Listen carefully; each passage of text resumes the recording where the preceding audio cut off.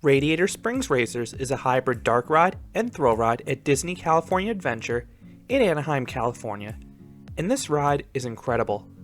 Themed to Disney's Pixar's Cars films, this e-ticket attraction cost a whopping $200 million, making it one of the most expensive attractions of all time. This ride was the headliner of the $1.1 billion expansion plan for Disney California Adventure, and it quickly became the most popular ride in the park, and for good reason. Opening in 2012, Radiator Springs Racers uses the third-generation slot car technology that Disney devised. The prototype is Test Track at Epcot, which opened in 1998. The ride is still extremely popular to this day, but it is prone to downtime. The second generation version of the ride system was used in 2001 for Journey to the Center of the Earth at Tokyo Disney Sea. I saw this ride my 2018 trip to the park, but unfortunately it was closed due to refurbishment. All these rides have a similar setup. They start with a dark ride segment, and then finish with a high-speed outdoor segment. One of the biggest issues with Test Track is its propensity to breakdowns, which is to be expected of a prototype. Thankfully, Radiator Springs Racers is much more reliable from my personal experience. And unlike Test Track that closes in any form of rain, Radiator Springs Racers is able to still operate in light rain. Granted, this is less of an issue anyway in California, where rain is far less common. Before talking about Radiator Springs Racers, I have to talk about Cars Land. This is one of the best themed lands anywhere.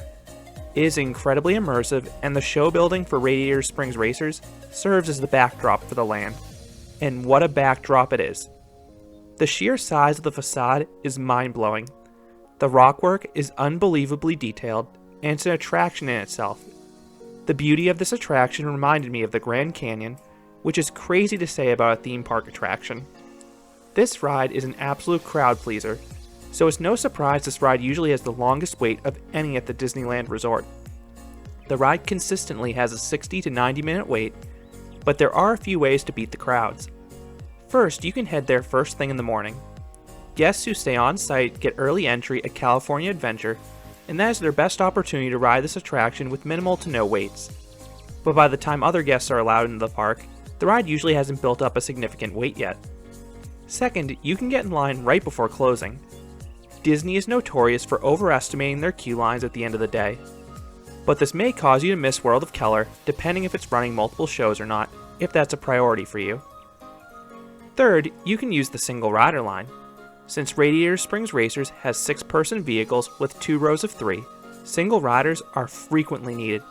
I know this seating arrangement is the most accurate to how an actual car is set up, but I'm surprised they didn't go with an even numbered row system like Journey to the Center of the Earth, because that would make it easier for parties to sit together.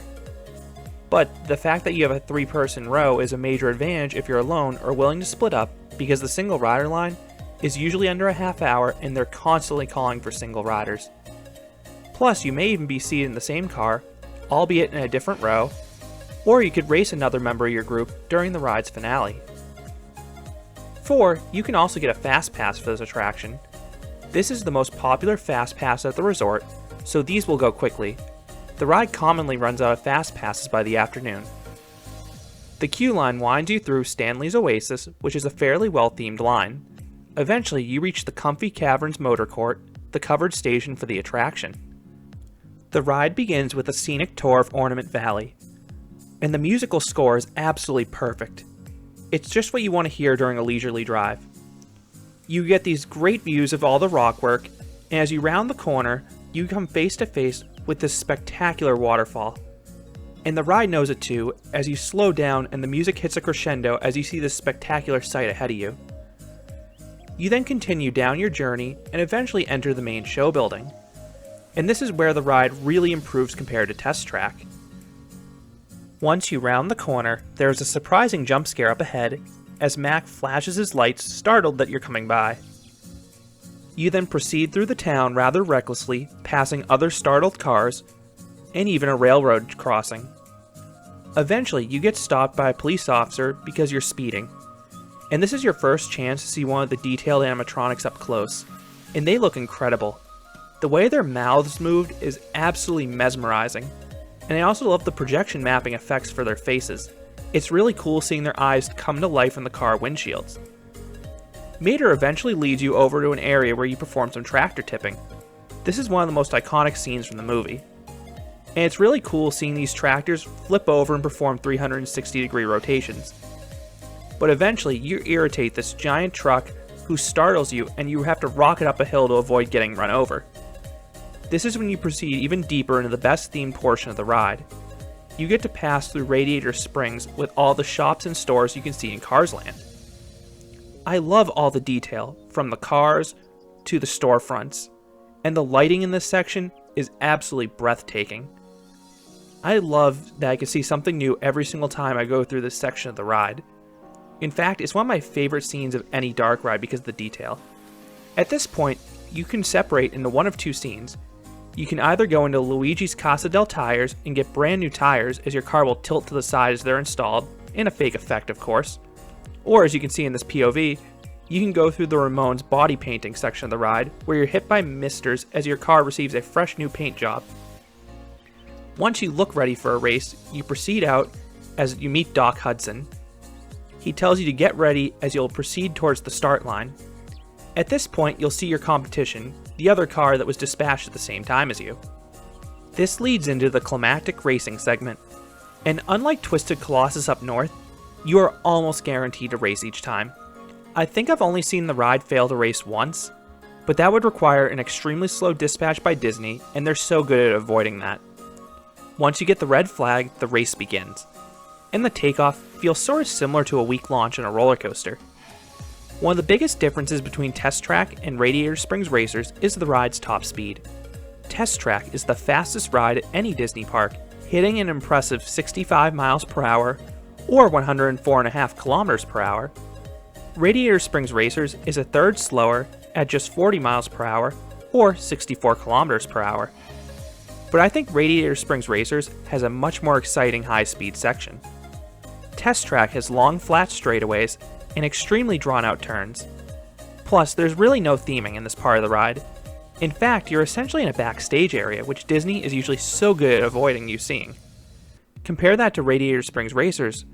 The ride's elements are more compact, the tight turns and sudden dips are more reminiscent of a roller coaster. Plus, the rockwork and landscaping adjacent to the track really enhance the ride's sense of speed. And speaking of those dips, the first few give this really weird tummy tickling sensation. Whereas most coaster drops are 100% gravity driven, you accelerate a bit unnaturally in Radiator Springs Racers since the ride is powered by that aforementioned slot car system. It feels sort of strange if you're used to coasters like I am. After speeding around the ride's far turn, you hit the ride's largest drop. You rapidly drop down into a tunnel, and you actually get a faint bit of airtime here. This is also where the on-ride photo takes place. You then cross the finish line, and if you won, you can bask in glory. If you lose, you might as well try again, since you'll want to re-ride this attraction anyway. So what would I rate Radiator Springs Racers? If you saw my countdown of my favorite dark rides, you know I love this attraction. So it should be no surprise this ride earns a perfect 10 out of 10. It is an absolute masterpiece. From the astounding visuals, to the perfect soundtrack, to the exciting coaster-like finale, this dark ride excels in every area. The sets are grand enough that you will notice new things each time, and the thrill ride finale offers forces that make this ride more re-rideable than your average dark ride. This really is a crowd pleaser that appeals to everyone. Compared to Test Track, I much prefer Radiator Springs Racers. The ride's theming is far superior, and the high-speed finale is better with the coaster-like elements that I mentioned earlier, plus that racing element is really neat. So those are my thoughts on Radiator Springs Racers, one of the best rides at the entire Disneyland resort. This is not only one of the world's best dark rides, but it's one of the best rides period. What are your thoughts on this ride? Have you been on it? I would love to hear your thoughts down in the comments. If you enjoyed this review, I'd appreciate if you gave this video a like, and you considered subscribing, because there'll be a lot more roller coaster and amusement park videos here at Canopy Coaster. Thanks for watching.